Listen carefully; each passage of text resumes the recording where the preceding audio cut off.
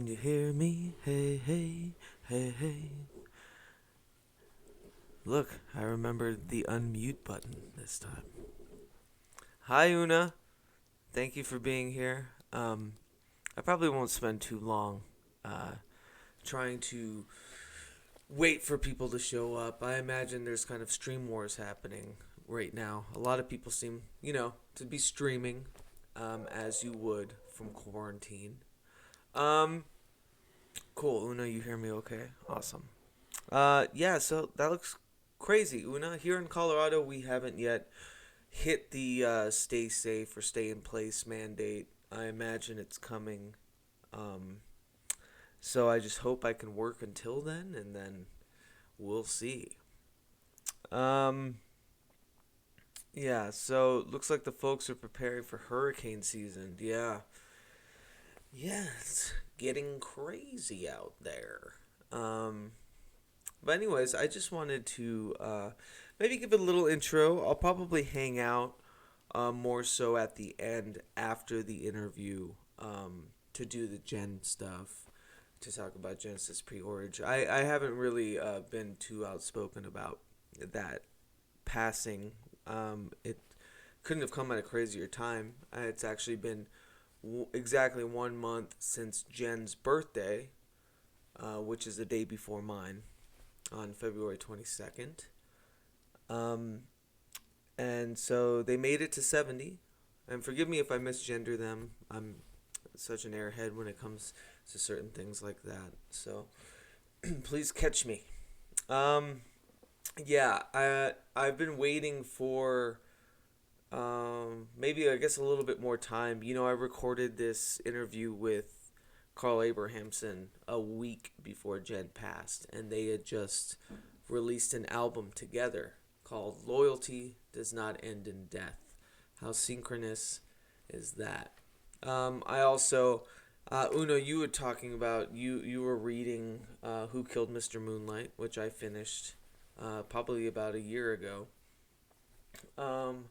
And there's some kind of not, it's not defamatory, but it doesn't paint Jen in the best light. And of course, Cozy from Throbbing Gristle in her book has talked about the long storied abuse. Of course, I think it's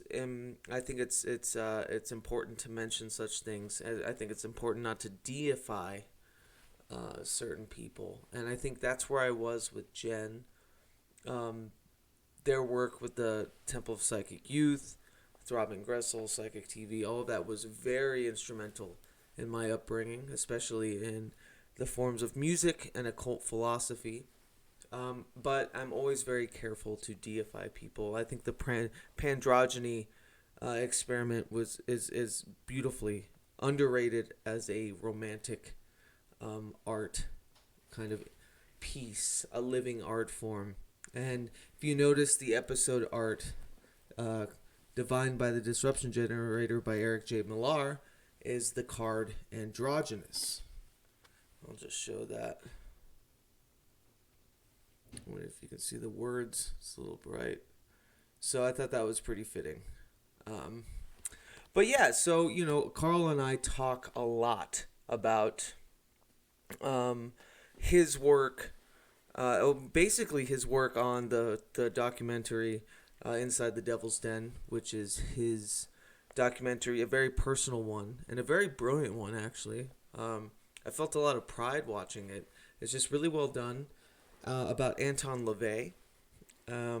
We talk about his wonderful magical works, his many storied works. Last time he was on the podcast, he talked about the Book of Culture, which I think he's probably more widely known for. His work with Vanessa Sinclair, Dr. Vanessa Sinclair, his wife, incredible stuff. They do amazing stuff via Patreon, and I had Vanessa on as well.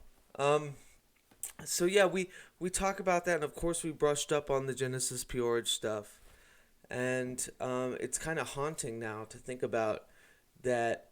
We talked about the genesis, forgive the pun, but the genesis of Loyalty Does Not End with Death, the record that they just released right before Genesis passed.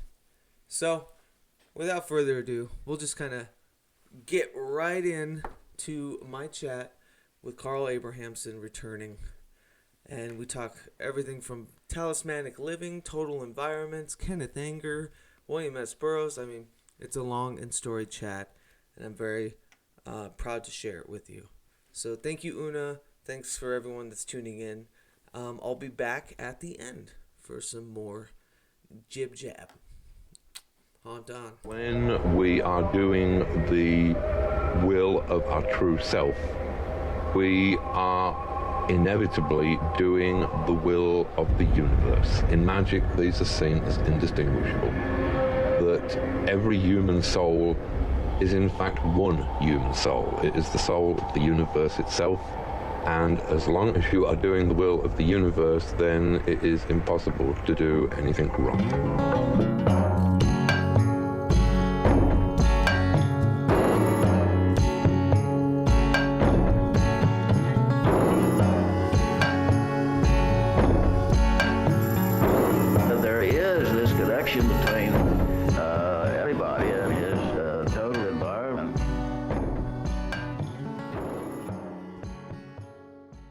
So, Carl, I just finished Inside the Devil's Den, and congrats, man. That's Thank you. Great work. Yeah.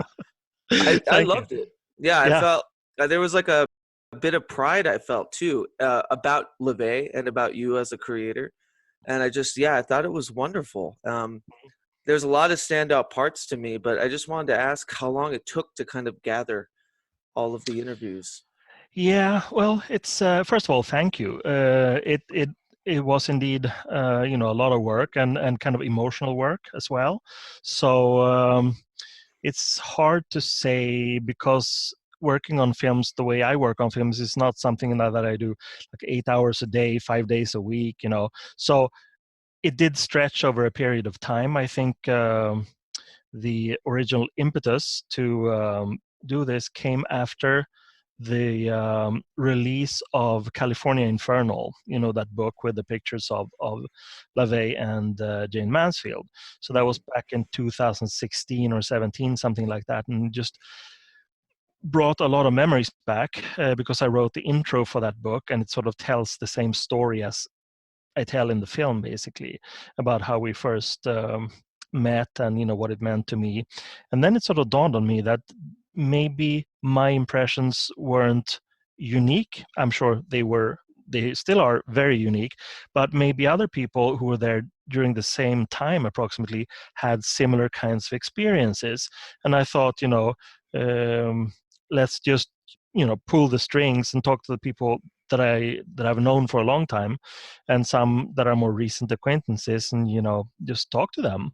And everybody was, of course, super stoked about it because there hasn't really been a documentary about Lavey since Nick Bougas and Adam Parfrey's Speak of the Devil.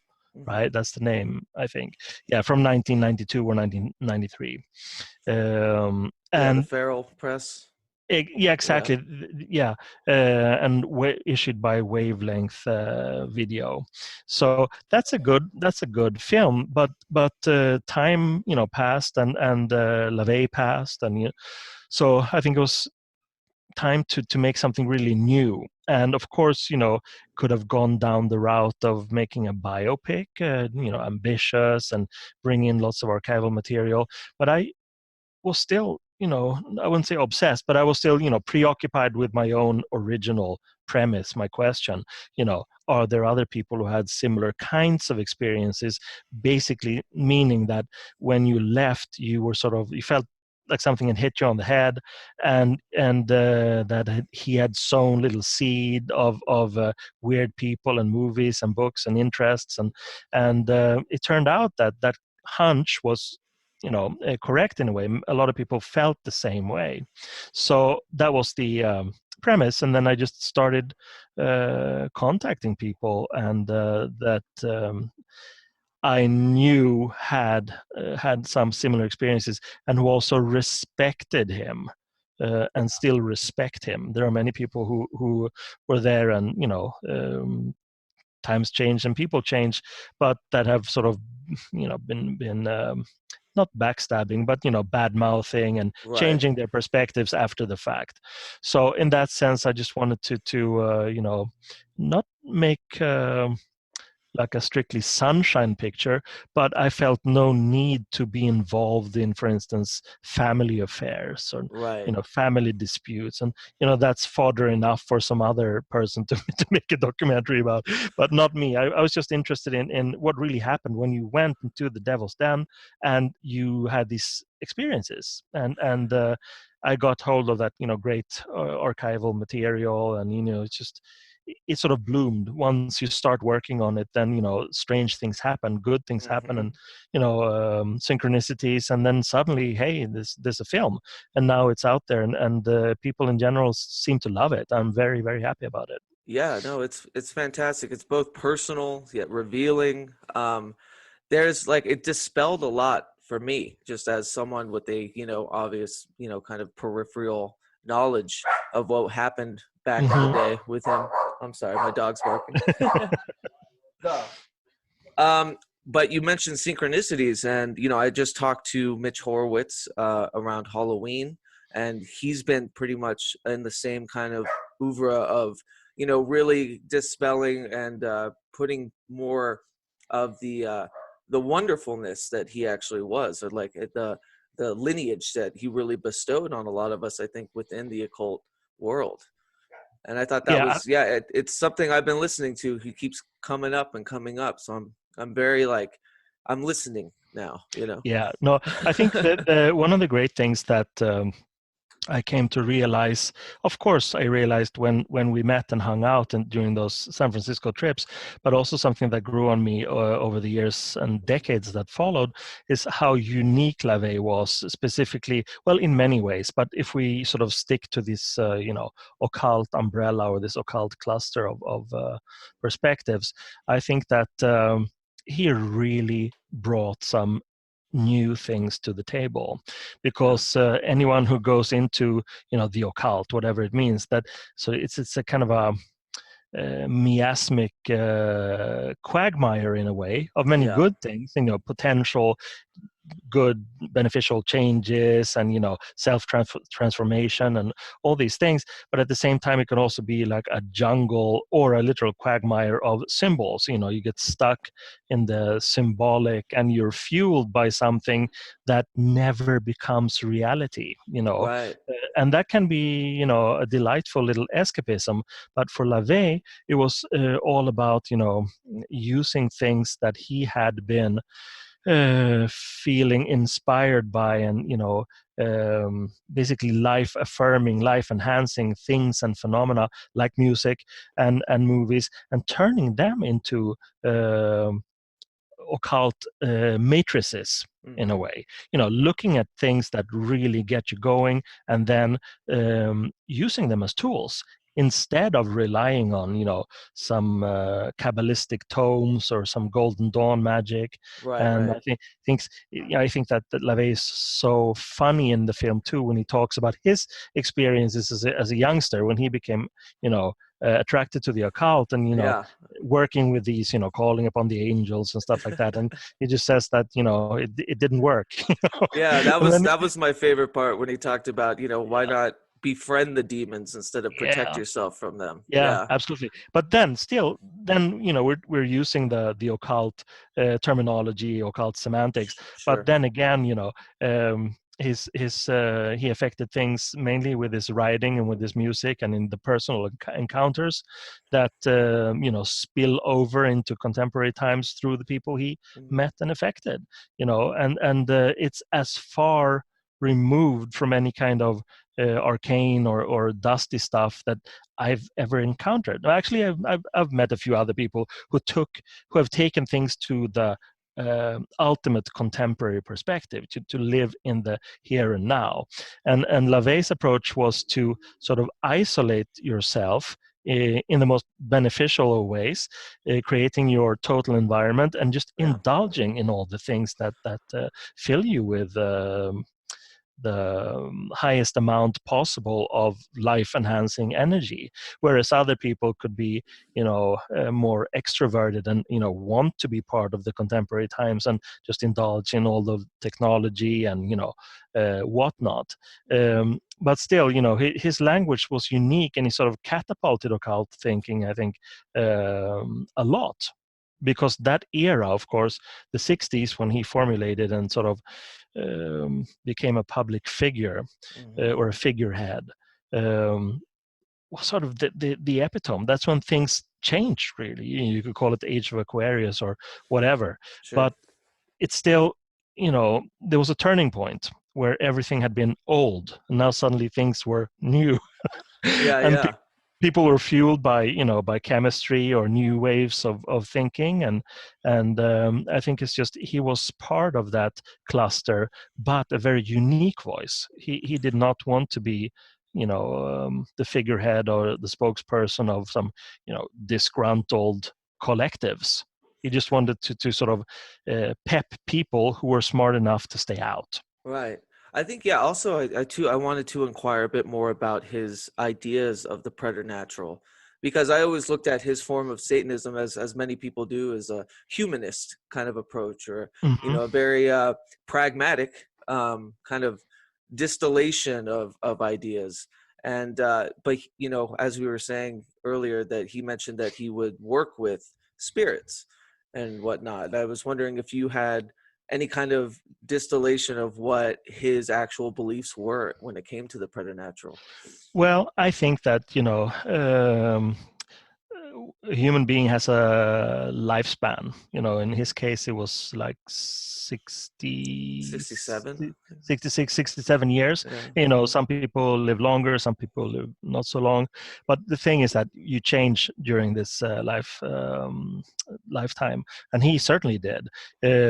I think when people talk about him and sort of the image that is I would say dominant now in a way, is that he was just, like you say, a humanist and is a rationalist in a way, and materialist philosophy, and that's absolutely correct. But there's no denying that earlier on, at least, when he formulated, even before the Church of Satan in the Magic Circle, there was definitely a respect for and a will to experiment with what's called, magic.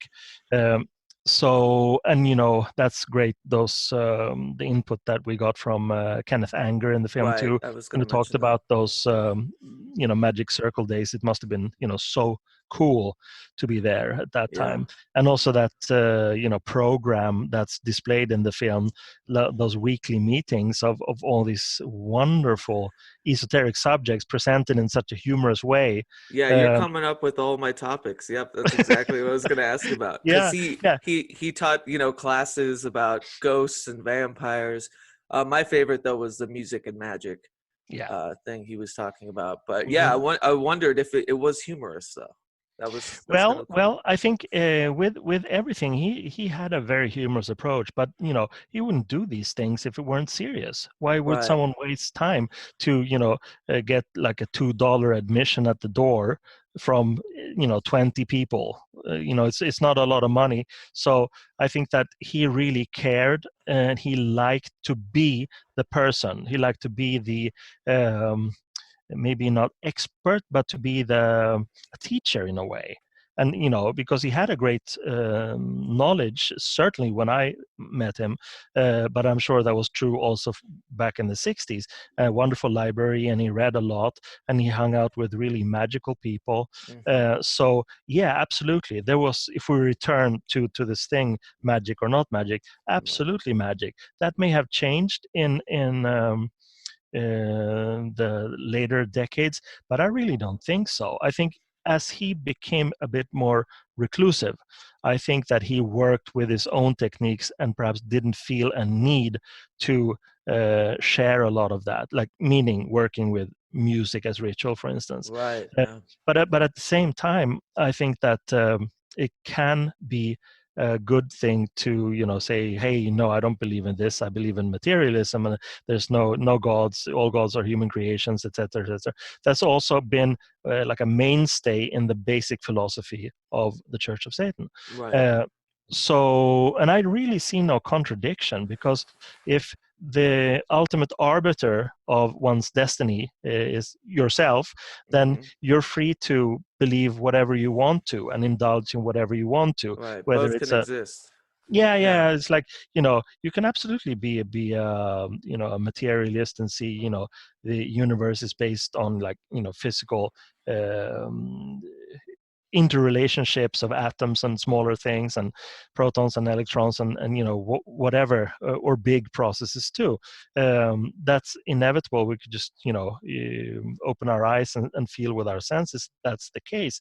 Weird things are going on. However, we have this thing called like empirical science, and they have basically just been name givers. They've been watching too and feeling things too, and they're just giving names and coming up with systems. But it's not really infallible, because if you do 100 experiments and they all work the same, then, you know, that's accepted as some kind of truth according to the Right. materialist view. But what happens if the 101st one goes completely against that? You know, so Yeah. it's just a matter of statistics and the law of probability. But anyway, I think that it doesn't take a lot of you know, hovering from above and looking down at things and seeing there are weird things here that we have not given names to yet. And historically, that's been placed under the umbrella of the occult Right. most often.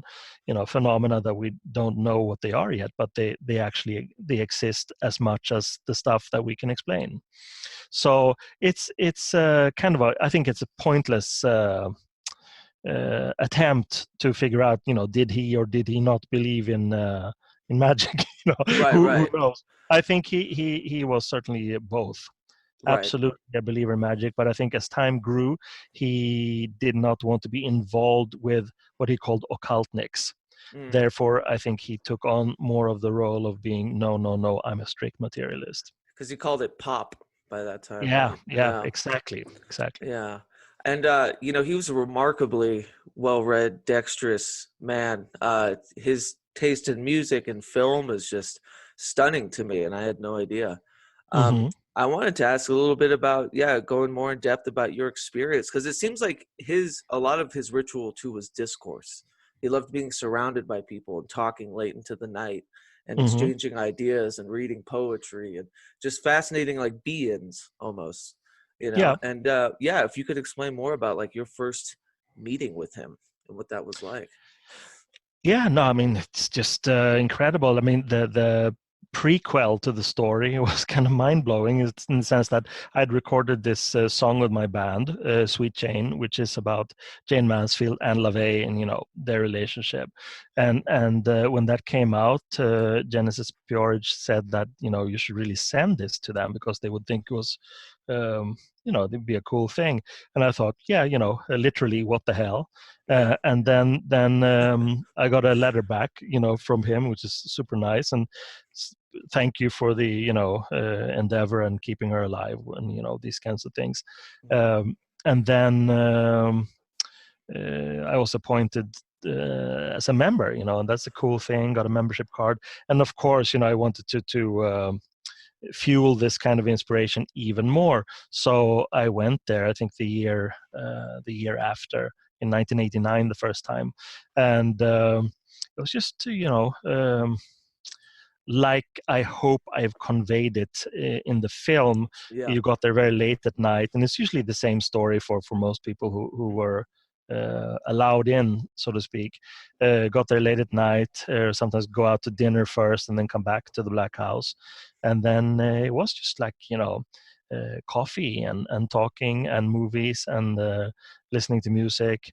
And it sounds so banal in a way, but it was so charged also, because if you, like I was, you know, if you have this sort of romantic notion about what was going on in the 60s, and this was the actual place, you know, where the Church of Satan existed, and, you know, I got to see the ritual chamber that was very, very rarely used. and stuff like that. And it's just in a way like a beautiful museum of very satanic things, but also, you know, the library and even the kitchen and like movie posters. And he was certainly a collector, so there was a lot of stuff. And just to be in that environment was cool. And then he was also very, very a friendly character, very friendly. I mean, there was a reason. It was not like an open house. You know, he made it possible for me, for instance, to come there and say hi. And then after the first meeting, I again thought, well, that was beautiful and interesting and stuff like that. But then it just went on, you know. So in a way, the thing with this White Stains record was the door opener that allowed for me to come in. But then my It's a own sigil. Huh? yeah, it's a sigil, and Yeah. then I guess my own behavior and the good times and sort of the resonance we felt made me be, you know, continually welcomed, and that was great. Yeah, I was just taken aback by just especially Blanche Barton, who, you know, previous to this film I hadn't really heard speak, and like she really stood out to me as somebody I would love to, you know, Mhm. chat with and know more about. But just the, you know, the way she described, you know, just kind of this anarchic magic that everyone had. And that's Mhm. been another tether for me, especially in the series of these podcasts, is I'm figuring out, you know, this beautiful want and need to create your own kind of spiritual trajectory and magical praxis or an art. Mhm. And yeah, I don't know, it's just fascinating to me. I love that there's this tether that keeps coming up about it. Yeah, no, absolutely. And I think, you know, things happen when the time is right. I mean, it's a vague kind of banal cliche, but it's also very true, I think, is that convergence and synchronicities and, you know, minds melting and the third mind aspects, you know, you Right. can't really force it. You know, it just happens when it happens. Mm. And once I had set my mind on making this film, it was very it took some time, but it was generally swift and well greased, and, you know, no mishaps. It was just I don't know, it's a beautiful production, and I think that has to do with the fact that, you know, now the time is right. Yeah. the world the world needed to see this aspect of LaVey and not give in to, you know, one side's bad mouthing, nor the some other sides, you know, uh, acolyting. You know. Right. It was very personable, and everyone, you know, there was good mention of, you know, he had his moments, he had his fits, and, Hmm. you know, he was a human. And I loved the dispelling nature of the film, but it was also, it mystified him a bit for me as someone that, you know, has been just continuously misconstrued. Like his lineage Hmm. is continuously Yeah. ragged on or misconstrued. And I think there was a big fad.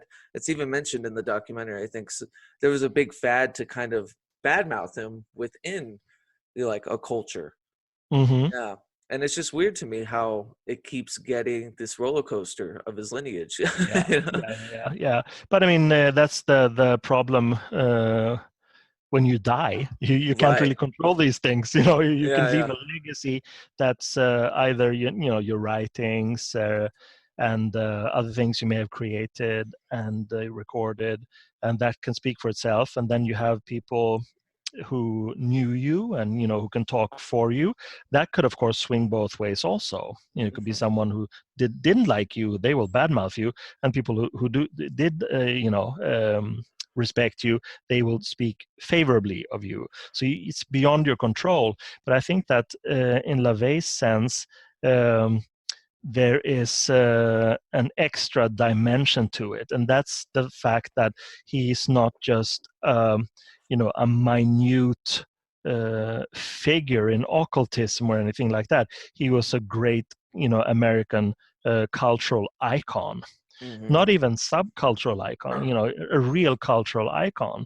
The Satanic Bible has never been out of print, and you have the, you know, the bullshit aspects of popularity, meaning like, you know, American Horror Story, where he's portrayed so Oh badly. yeah, that's right. Yeah. Yeah, it's horrible. So he exists on the map, and he always has, you know. Mhm. And I think maybe on a magical level, maybe my film and similar expressions are counter forces to that kind of dilution that comes from cheap, trashy things like American Horror Story, because if I were portrayed like that after my death, I would absolutely haunt them. I would Yeah. curse them from beyond, because it's so trite, and Yeah, and they even call him by name. So I it's know. it's kind of pathetic. So I would say that my film is counteraction. It's a medicine against that specific thing, because it really, really pissed me off. Yeah, I mean, lineage is a great thing to talk about, Yeah. especially haunting through art and creative endeavors. I find a lot of similarities between him and Adam Parfrey. The more I Oh learn, yeah, yeah, absolutely. And I think that's it's the lineage is yeah, obvious. Adam really learned a lot of things from LaVey, and I'm not talking now about to make a ritual you do this and this and this. It was just this kind of hungry attitude that yeah, can be pruned and disciplined, and when unapologetic. Yeah, unapologetic, and also quality and a sense of humor. So I think Feral House is a beautiful testament not only to the genius of Adam, but also to LaVey. I wouldn't say wholly to LaVey, because the Adam drifted into many things, right. but just the attitude and the quality, for Yeah, sure. and it was just so good to see Kenneth Anger speak. I don't think I've seen him speak outside of your clips and documentaries and Hmm. stuff. Hmm. But I really wanted to talk more about this. I forget the term, but the intentional environment, the uh, Total environment. total environment. Yeah. Yeah, if we could, yeah, just kind of talk about that more, because I think one of my ongoing missions in life is to customize everything in a way, Hmm. and it seems to be cross-pollinating with that idea. Yeah, no, absolutely. I think it's a good way of expressing it. I mean, it's your own expression, your Hmm. own term, and I think that's a great thing. Customizing.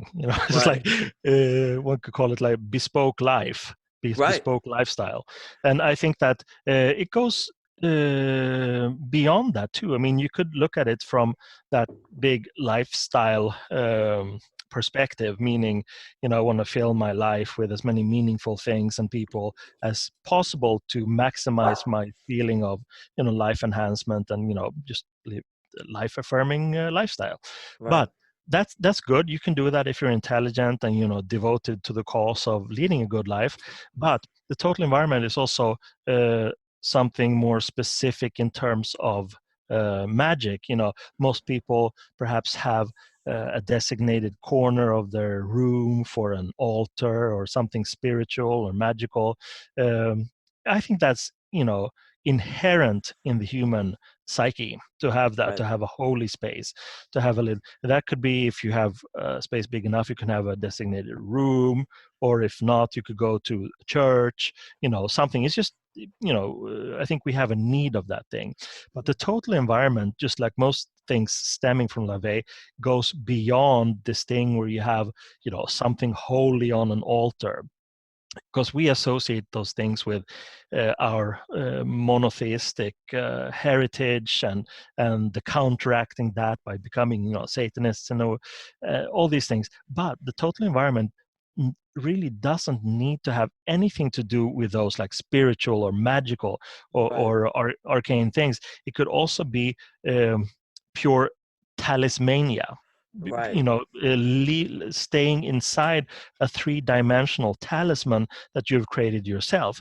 Could, for instance, be sitting in a room like I'm doing, with bookshelves filled with absolute picked volumes that resonate and by osmosis send out their intelligence and inspiration and things like that. So in that sense, it could also be a design thing. You design things in that room, for instance, or space, in a way that's particularly appealing and inspiring for you.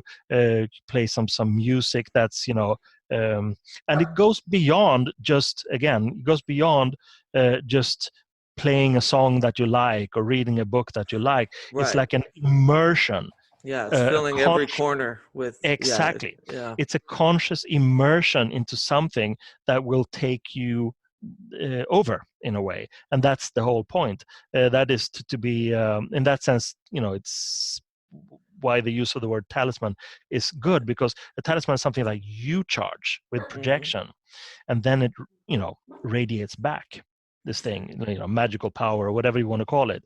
Sure. Psychic resonance.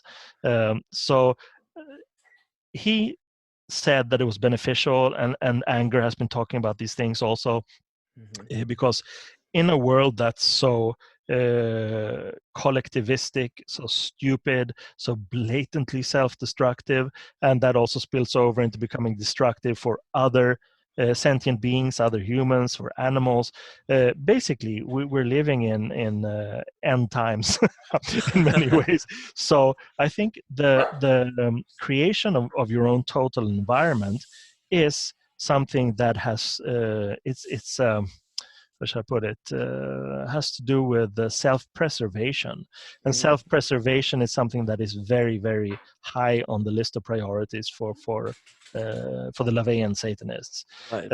So it all goes together. But then, of course, as is mentioned, Lavey mentions in the film too, these total environments that are more like theme parks or conceptual environments. And we've Much been... like the Black House, yeah. Yeah, absolutely. But I was thinking also of things that Lavey mentions, like Disneyland and Disney World. And for some people, it might be strange, what does he mean? It's usually kind of a pain in the ass to be in Disneyland. It's fun, but also hectic. But at the same time, it is a construction of something where you are completely at the mercy, the good mercy of an environment that you're just in there no there's no noise from the outside. It is an escapism. You don't have to think about your trials and tribulations. You're there to relax and have a good time. But recently, there's this series that Vanessa and I have watched, Westworld. I don't know if you've seen it. But it's the first season was great, and then as usually it sort of dwindles out. But the idea is something that is very, very Laveyan, and Lavey loved the film, the original film of Westworld. So that kind of thing where you enter something that is a construct, and it's a construct that can be deceiving, as in Westworld, but it could also be something that's highly inspiring. I mean, I guess that's why people go on recreational trips. Like they could go to yoga retreats or some kind of other retreats. It's to be immersed, no outside pressure. And if you extend that back into your own life and control it yourself, then you don't have to be at the mercy of anything potentially terrifying or negative. You're just in a resonance chamber of good things.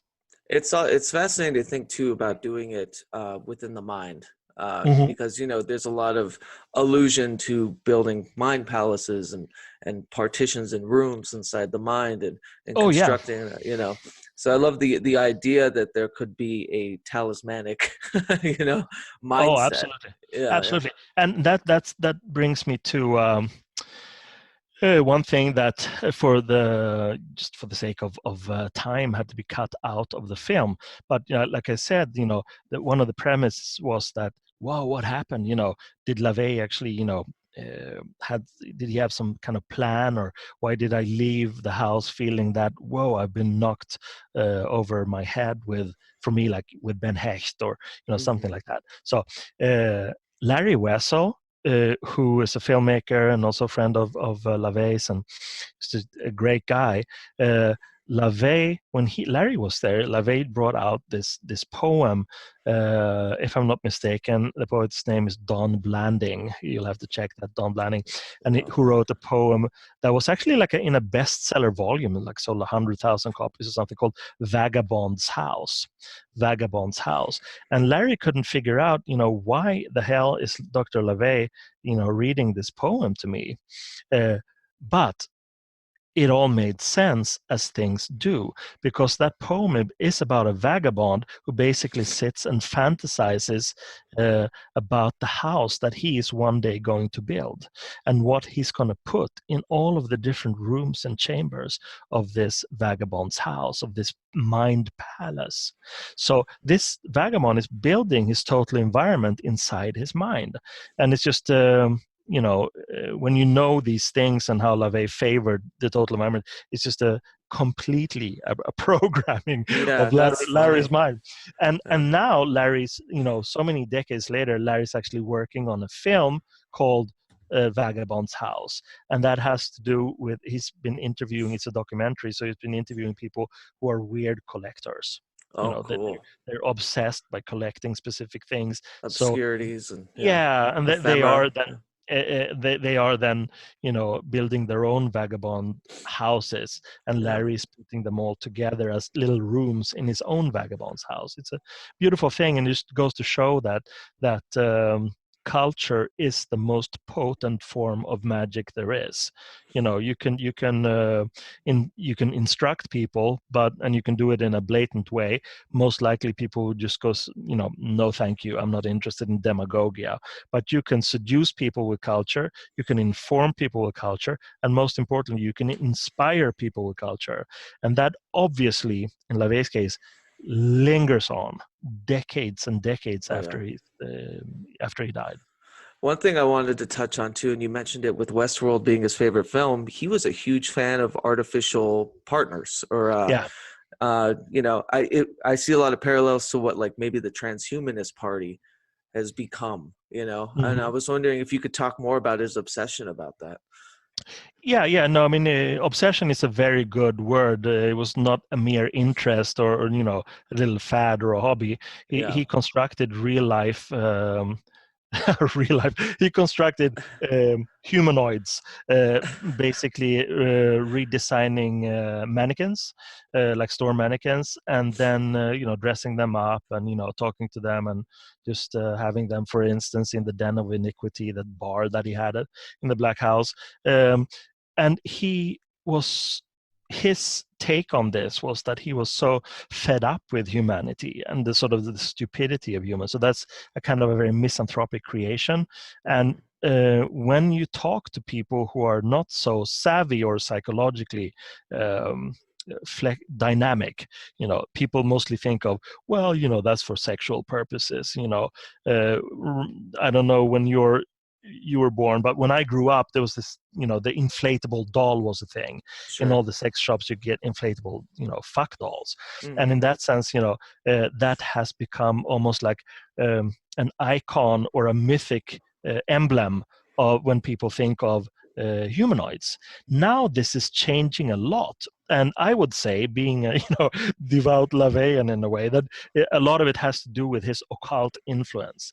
Because what happened, I would say, in probably in the mid 90s, and again, the sex thing and the pornography thing usually always drives technology in different directions, because whatever is sexual, pornographic, potentially something people want in their own home for sexual pleasure, they're willing to pay for. And what people are willing to pay for, technology and corporations are willing to invest in. So what happened in the mid 90s was that, for instance, an American company called Real Doll started making these sexual partners hmm with of latex, and they were very, very lifelike. I had the opportunity to see them at the CES thing in Las Vegas over a couple of years, and they really developed. But basically, they were sexual entertainers, non-sentient. Right. But the thing is that it started changing, and that's exactly what Lavey predicted: is that it's better to have a doll and have a good relationship with a doll than to have a bad relationship with a human being. Yeah. They're out to con you, or be smart asses, or frustrating, or rip you off, or cause a ruckus, seek an argument, all these sort of human traits. hmm So he built his own cadre of people, and it was not necessarily ideal people either. It was usually memories from his own youth, Oh, like wow. drunks he had seen, drunk ladies who'd, pissed themselves, and sailors on leave and stuff like that. So it was kind of also an atavistic thing. That's crazy. Yeah. Rebuilding things from his own youth in 3 dimensions, and he could interact. I don't know what he did. It could Right. be, It's for quite instance, beautiful, actually. it's incredible and incredibly magical, because it's so, as also the film shows, he was very psychologically savvy. Right. He really knew how the human Called mind. himself a Freudian. Yeah. Absolutely, and blatantly so. And also he lauding Wilhelm Reich in the thank you Yeah. list, or the reference lists and stuff like that. It's really a pioneering thing to do, because when he did that, that was basically only 10 years after Reich had been incarcerated That's right. by the US government. Mhm. So anyway, I think that with the artificial human companions was something that he created for himself, but he was generous, so he shared it. And then whether people do that in a satanic environment, I don't know. But I do know for a fact, now that we're seeing this robotic development with AI and stuff like that, is that the little ugly gadgets have taken over that role as artificial human companions. They're not humanoid. They have, in a way, human sentience. They can speak and we can understand it. I can say something and they can talk back. So there's kind of a pseudo human thing going on. But Lavey was more interested in something that evokes a humanity. Perhaps not the most beautiful humanity, but at least something that gives something back to you when you project something on them. Yeah, that's super interesting that it was from memories of people, and like the kind of disheveled, destitute types too. Because he had talked about these humanoids as being kind of the perfect human in a way. Yeah, for him they were. Yeah. Yeah. So it's interesting to see that, like, the renegade in him even was superimposed on humanity as itself too. He enjoyed the destitute and the disheveled. Oh, absolutely. And the sleazy. Yeah, and the sleazy. Well, I'd like to talk more about maybe your projects now, not to totally focus on Anton, because I know you've got tons of stuff in the woodworks. Yeah. So I really enjoyed the Loyalty Does Not End with Death. Thought that was a very cool. It's your work with Genesis P. Orridge. And there was, I remember you talking about, like, it happened every 30 years. Yeah, let's see, every 14th year. 14th. Every 14th. Okay. Yeah. So I doubled it. Yeah. It's a trilogy of records. The first one came out in 1990, and then the second one in 2004, and then the third one actually in 2019. So it was 1 year extra. But it was again something like. You start out with just collaborating on something, but time is interesting. Time has a creativity of its own, and then after a while you feel, shouldn't we do another one? And then after an equal amount of time, as it turned out to be, shouldn't we make another one? And then you can then call it a trilogy. That doesn't mean that it was a trilogy originally conceived in 1989. Right. But it turned out that way, and I think they go very well together, and it's just like this ambience of spoken word electronics. It's kind of timeless now. It's not modern, but it's not old school either. It's just sort of free floating in between, and that's something that I really like. And just recently the book Sacred Intent came out too, and that's a very similar project because it's a long-ranging project. It's basically an anthology of all the interviews and conversations I've had with Genesis from 1986 up until 2019. So that's a long span. And same thing there. If you had done these things just randomly. You can, of course, anthologize a book.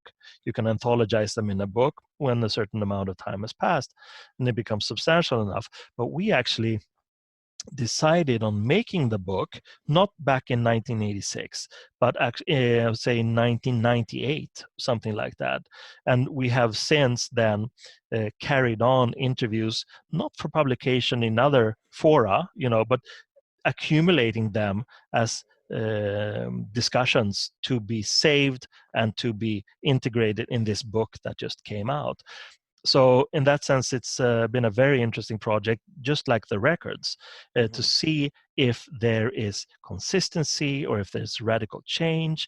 And you can say with Jen, it's always both. There is a consistency of clear signal and beautiful philosophical clarity, but there's also radical changes going on along the way, like with the Pandrogyny project and so many things. So I think this book is something that well, it won't, no one will be able to make something similar. Someone can anthologize other people's interviews over a long period of time, but in this book we have my voice and Jen's voice, talking about interesting things, and it's like just one conversation that began in 86 and ended in 2019. Yeah, that's very cool. I've always been really interested to hear more, I know, from White Stains to now. I know that you've always kind of mixed what I would call audiomancy, or just kind of, transdimensional wayfaring with music making and creating.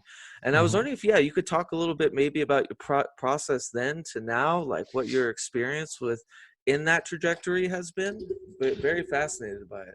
Yeah, no, absolutely. I mean, it's I'm working with many different things, and I have had problems with that at times. This standard thing of maybe you should focus on one thing and become successful, but I haven't been able to. So I can. What can I do? But basically, the music for me has always been like a soothing agent in between the rational writing mind and the perhaps the visual mind of the filmmaker. And it's important to make music because it's completely non-intellectual, completely non-rational in a way. At least taking part of music. When you construct the music, it can contain some of those elements. But still, I think that when you begin, when you're young and you're hungry and you're easily enthused, you're easily inspired, that's the phase of being enamored. So when you make music in that early phase, it's usually paying homage to what you've been inspired by.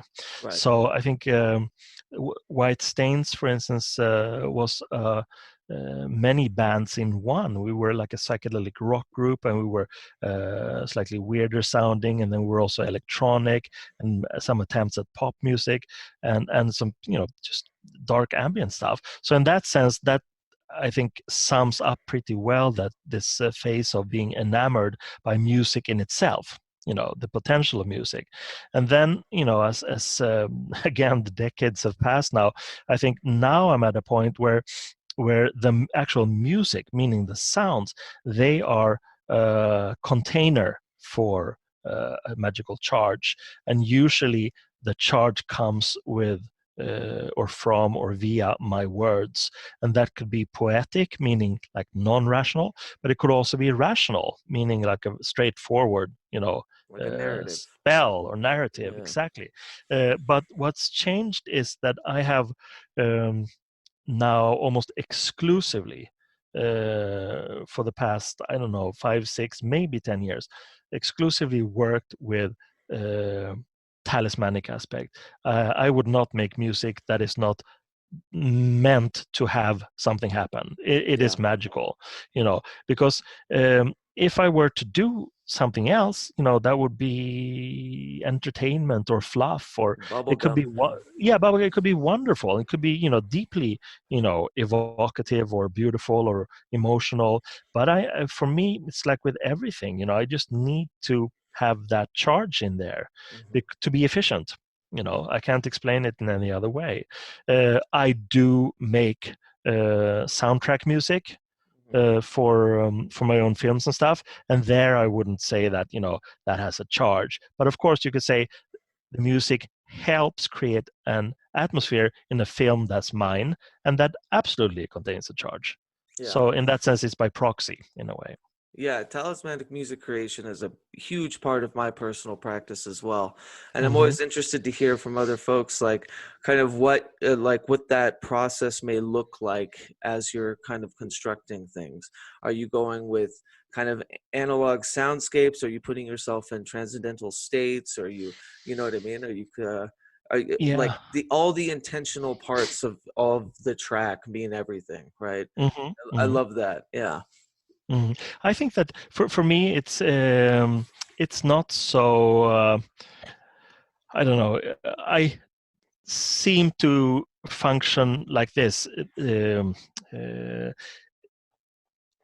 I have so much to do, Right. and that's a very beautiful thing. So I need to compartmentalize stuff. Mhm. So what has happened over the past year, for instance, is that I've just said to Vanessa, and it's like, this coming weekend, I'm making music.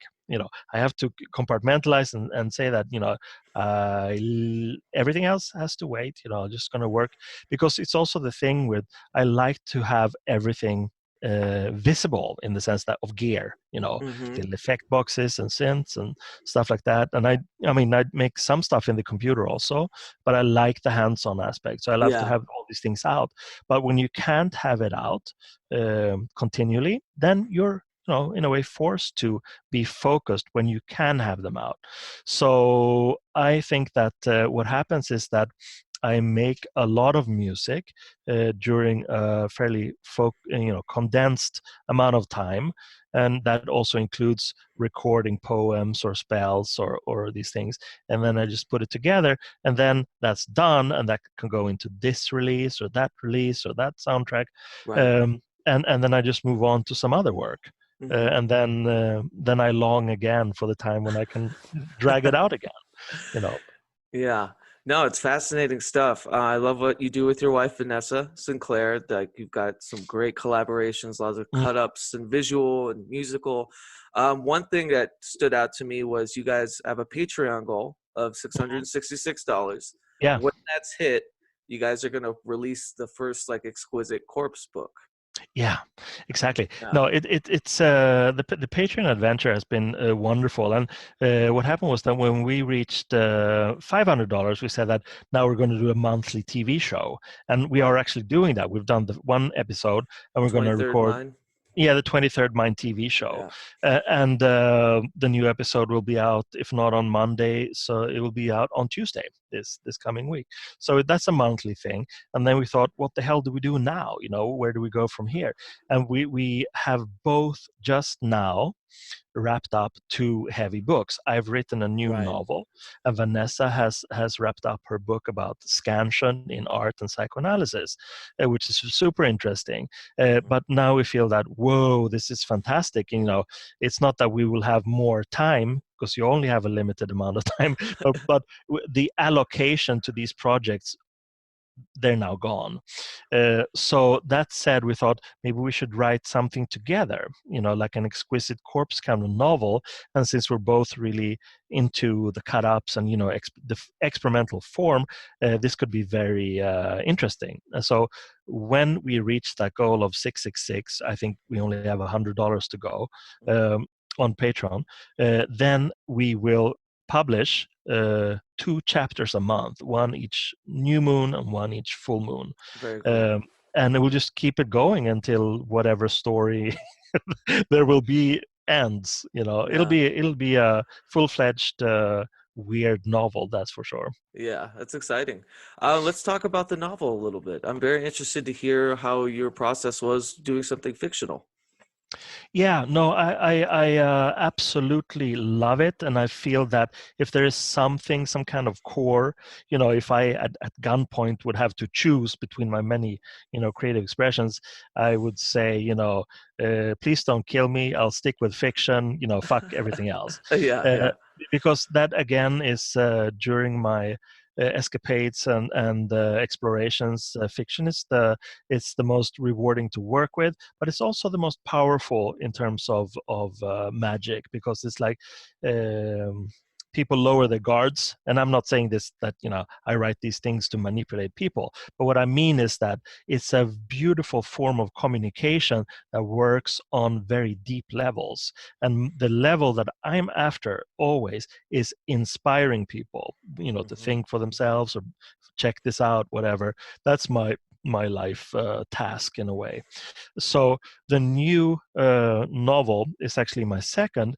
It's called The Devil's Footprint, and it's, if I were to define it, I would say it's a satire in which Satan is given carte blanche, or carte noire in a way, from God to clean up the mess of the earth. Okay.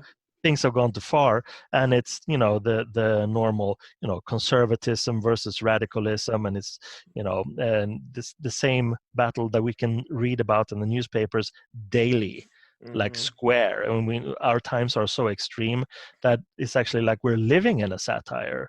Vanessa and I usually say that American politics today is like something that Burroughs and Ballard and Jonathan Swift would write. They couldn't even write the absurdity of it. Cannibalism doesn't even come close. No. Well, just wait. Yeah, right. Yeah, and so basically, the novel is, I think, a satire about the times that we're living in and what I feel needs to be done. But of course, it's not really me speaking. I can sort of filter these things, but it's a very sardonic and humorous kind of Satan figure who starts to set things right again, and that in itself is a very radical process. I'm not going to spoil anything, but it is, I hope, something that will be appealing to people because of the extreme measures, the extreme poetic licenses that are taken in the book. I think they may have a cathartic value for the readers. People will feel, oh wow, this is so outrageous and absurd, whoa, this might be criminal even, but I love reading it, because of the fact that people have such pent-up emotions these days, not only with politics and the coronavirus and mass psychosis. It's just extreme times, and if people can't let off steam and have those cathartic moments through culture, then it could be very detrimental to the individual human psyche. Yeah, I agree. It sounds very prescient. Do you have plans for its publishing? Yeah, but the thing is, it's so I haven't worked anything on that yet, because I literally finished it just like about a week ago. Oh, and congrats. Vanessa's going to read it. I'm going to read it again, and then I'm going to try to find the best possible literary agent for it. It has, I would say, I mean, I'm hubristic, it has huge commercial potential in times like these, because it's kind of provocative and it will make people angry, but it will also make people happy. So I think that the main thing now is to find like the most intelligent and savvy literary agent that can really place the book in the right publishing environment. Yeah, sounds like the plan. Do you guys have, I'm sure you guys have tons of other stuff coming out. Is there anything else that's more like soon? Other than just your amazing Patreon and 23rd Mind and stuff with Genesis. And I love it. Yeah, it's kind of insane. We are going to the US soon. We're going to have a book launch thing for Sacred Intent in New York together with Genesis on March 19th. And there's also a film festival in Brooklyn that are showing some of my films. Also over the weekend, over the spring equinox weekend. So that'll be fun. But I think in terms of project, we are working on a new book together about outsider art, specifically in the mental health perspective. And then also Fenris Wolf number 10. and some new art books, and just wrapping up a documentary about a beautiful Swedish photographer, and just endless Right. stuff. Yeah, I love it. Yeah, I'm the same way. I like to be multifaceted, but you guys are definitely paragons of Yeah. of artistic intent, and I really appreciate you guys. Mhm. All right, well, Carl, thank you so much for chatting with me. Thank you, Yeah. and I hope we can do it again. It's Yeah, always a pleasure. always. Yeah, and I am a patron now, so I will definitely keep up on everything I Yeah, can. thank you very much. Thank Yeah, you very of much. course. All Mhm. right, Carl, you have a wonderful day. Take care. Bye. Bye.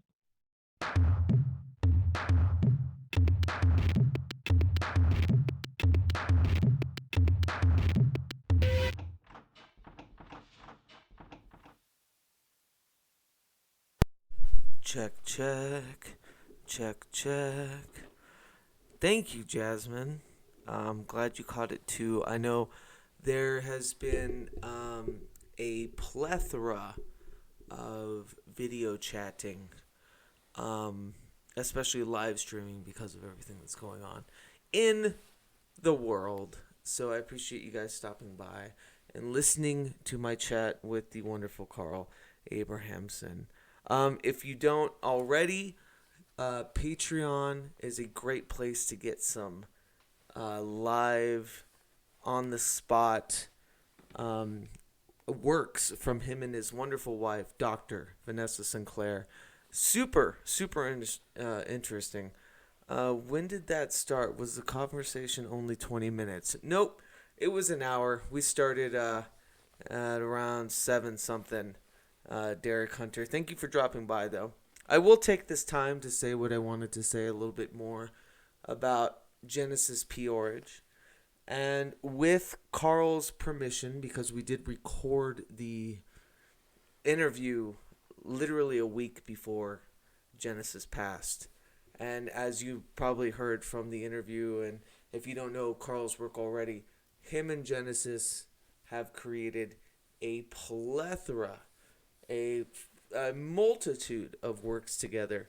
And Carl Abrahamsson also recently published a book of interviews that he's been doing with Genesis for decades. It's called Sacred Intent. You should check that out. But with Carl's permission, and via his Patreon, he was the first one I looked to when Genesis passed because of their long and storied, illustrious kind of career together. Carl was one of the first Temple of Psychic Youth members, and oh, you are ahead. Yes, I am ahead. And he released on via Patreon a poem that he wrote the day that they found out that Genesis had passed, and I thought I'd read it. It says, a poem for the poet. That time has come when time moves on amidst a brave creator, amidst a bold narrator, of magics and journeys of loved ones now gone. The trip is just beginning, just drifting. Shifting shapes, get a new suitcase, travel in style. All of this is possible, all of the time. Let's never forget the messenger, the message, the process, the temple. In intricate details, intuitive twists, curved hand, crooked smile. Baba Mago Supreme, calling on the spirits to become who you are with sacred intent. Undoubtedly, his name was Master. Undoubtedly, her name was Master. What a blessed honor to move on, and your mischievous company. Loyalty does not end with death. You cut it up so well, scissors and glue, still shines somewhere your sparkling supernova express. And here and now, in the morning after the night, I fall in love with the light. First, it was, Then it knew it was, and then it was IT. Carl Abrahamsson, March 14th, 2020. I also wanted to, I talked a little bit about it in the beginning, but, you know, I've been very vocal about not deifying people. I think it's more important now than ever to humanize them. And of course, Genesis was no perfect being, but I think that's why they reign supreme in my life. Not because of the bad, but because of what they generated. And I have here my long and dirty, dusty, totally full of notes copy of the Temple of Psychic Youth's Psychic Bible. It meant a lot to me, especially in generating We the Hallowed, which is our kind of international collective. And I just wanted to read something that I marked way back in the day. Like I said, this book couldn't be more earmarked and dog-eared. I mean, and I have a terrible habit of writing in notes. I guess that goes back to the Carl Abrahamsson talk when we talked about customizing everything and talismanic living. But anyways, this is from Freedom of Salvation, a discourse on being radiqueer. Genesis says, "Not only did I have an empathy that a L-if-e built upon and with creativity enhanced by travel was viable, but I was compelled simultaneously to believe as a metaphysical byproduct and art as a holy calling. A mission or a quest that once recognized could never be discarded or abandoned, no matter what the consequences. You cannot forget once you have felt this, and it becomes your duty to serve with honor this campaign as you survive and interact with others of your army, tribe, and rogue genetic kind." And with those words, I felt a calling, and I pretty much felt the impetus to create We the Hallowed. They go on to say, and I think this is true now more than ever, especially with coronavirus, social distancing, and a lot of alone time that we're feeling. But we're so lucky to live in a day and age where I can talk to you guys in a live chat. I can converse with you no matter the quarantine. And they say, next, go looking for these unorthodox, like-minded individuals, have undying faith that they exist and are probably looking for you too. Offer stimulation, speculation, exchange ideas, collaborate, coordinate, share information and theories, recommend sources and names of activators you admire who have come to your attention via media, myth, or synchronicity. Nothing is stronger in its anarchic potency and cultural resonance than a pack of previously lone wolves. Be prepared to do mundane, tedious, and dull tasks to demonstrate to yourself and those cooperating with you both your understanding that you are involuntarily bonded service to a higher calling, art, and that your ego and public recognition are not your motive, nor can they, nor will they seduce you. So I thought that was extremely potent, and especially when it comes to lineages, which Carl and I talked pretty extensively about Anton Lavey's lineage, how it can be malformed, how it can be, misconstrued or taken or misused. It's important to relish in the humanity of the people that have sparked inspiration in us and revere them in those lights, but not to deify, because we're all here to haunt on with art. I want to thank John Aside, Philip Blair, thank you for joining. Sorry if my timing was misconstrued because I'm in Mountain Standard Time. Derek Hunter, Una Song, always a pleasure. Jasmine Emmerich, Out of Mind was here. Forgive me if I'm forgetting anyone else, but this has been a true joy, and I have been kind of quiet about talking about my thoughts about Jen. It's been a month since their birthday. It's been a month since my birthday, and I've always felt synchronicities with them, so I appreciate you guys stopping by. Please, if you didn't catch the beginning of the Carl Abrahamsson chat, check it out. It's one of my favorites. It's all about talismanic living and creating your own magics, as is the tether with Pragmagick. And with that, I love you guys. Stay safe, stay warm, be happy, say hi to Mary, and good night. Haunt on, y'all.